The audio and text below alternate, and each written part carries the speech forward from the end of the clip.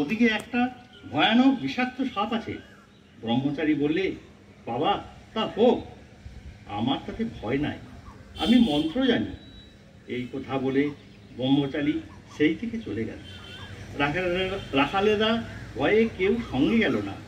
এদিকে সাপটা ফোনা তুলে দৌড়ে আসছে, কিন্তু কাছে না আসতে আসতে ব্রহ্মচারী যেই একটি মন্ত্র পড়লে অমনি সাপটা কেঁচোর মতো পায়ের কাছে পড়ে রইল।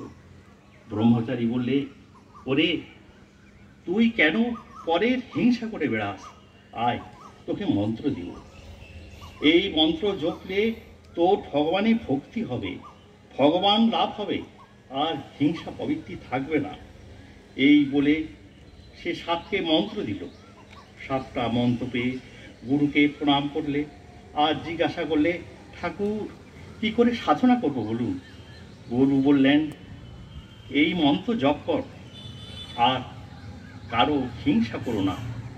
ব্রহ্মচারী যাওয়ার সময় বললে, আমি আবার আসবো। এই রকম কিছুদিন যায়। রাখালেরা দেখে যে সাপটা আর কামড়াতে আসে না, গেলা মারলে তবুও রাগ করে না, যেন কেঁচোর মতো হয়ে গেছে।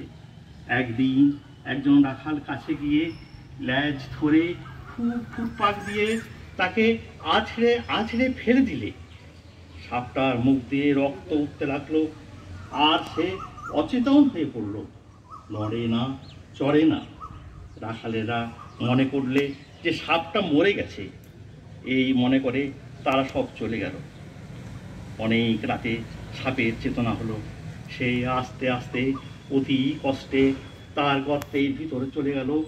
শরীর চূর্ণ, নড়বার শক্তি নেই।